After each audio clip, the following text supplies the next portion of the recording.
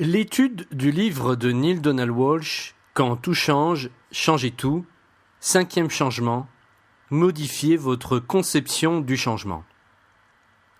Avez-vous remarqué comme il est généralement difficile pour une personne d'accepter le changement ? Dans nos sociétés modernes, le changement est presque perçu comme une punition. Nous préférons nous cramponner à ce qui fonctionne à peu près, voire mal, plutôt que d'aller vers l'inconnu. Le changement fait peur. Cette peur du changement fait partie de notre culture. Tout ou presque nous rappelle que nous devrions faire attention, que nous sommes en danger perpétuellement, et qu'il faut se protéger. À cela près qu'à force de nous protéger, nous finissons par vivre dans un bunker mental dans lequel il nous est impossible de bouger. Comme nous voyons également notre voisin procéder à peu près de la même manière, nous trouvons ce fonctionnement normal. Tout va bien, nous disons-nous. Le gars d'à côté, lui non plus ne peut pas bouger. Le changement est la vie même. Suivre le changement, c'est simplement suivre le courant. La question n'est donc pas de savoir si des changements auront lieu, mais plutôt de savoir quel type de changement vous souhaiterez voir se manifester dans votre vie. Il nous arrive parfois des événements qui semblent malvenus dans notre existence. Et puis avec le recul, nous nous apercevons finalement que ces événements se sont avérés positifs et nous ont apporté le plus grand bien. Ce qui nous paraissait le pire dans un premier temps nous est apparu comme la meilleure chose qui nous soit arrivée par la suite. La clé est donc la confiance. Lorsqu'un événement survient que vous n'avez pas désiré, vous avez 2 solutions possibles. 1. Vous l'acceptez et vous faites confiance. 2. Vous résistez et vous avez peur. Laquelle de ces 2 solutions vous paraît la plus agréable ? Voyons ensemble. La première solution ne nécessite aucun effort, ni aucune dépense d'énergie inutile. Vous continuez d'avancer avec une ouverture et vous rendez disponible pour les nouvelles opportunités qui se présentent à vous.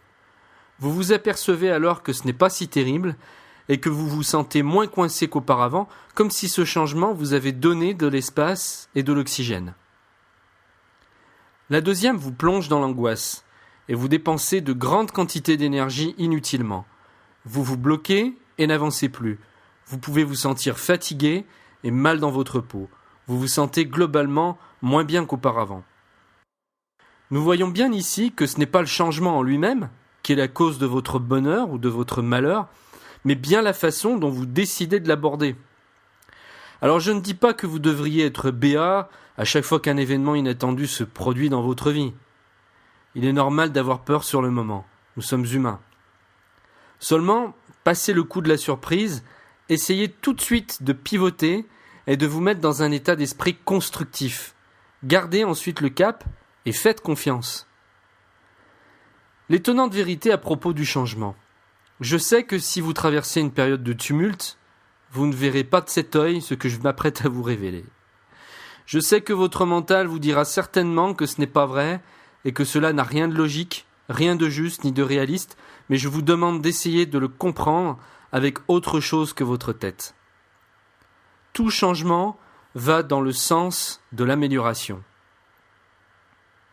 Tout changement va dans le sens de l'amélioration. Un changement pour le pire est impossible. Encore une fois, allons au-delà des apparences. Ce qui s'écroule parfois devait peut-être s'écrouler pour pouvoir laisser place à quelque chose de neuf, tout simplement.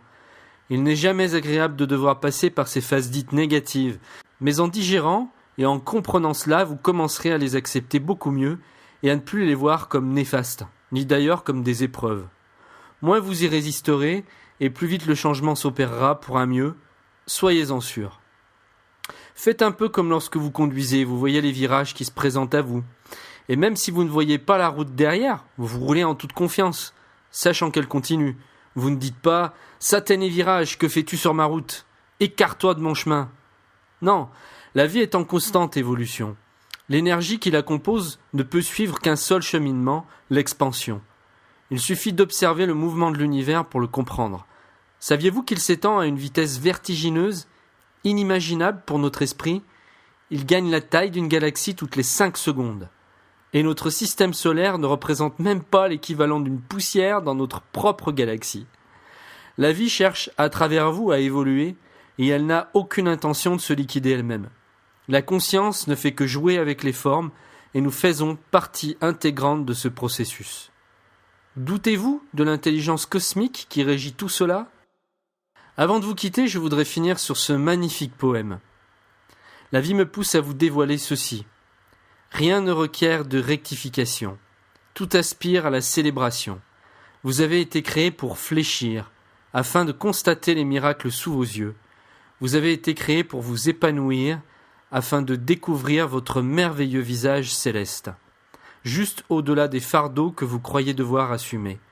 Lorsque j'invoque Dieu pour qu'il me parle, je me sens aussi insignifiant, terriblement seul. Mais c'est alors que, sans raison précise, je me mets à briller. Extrait de Shine, de M. Clair.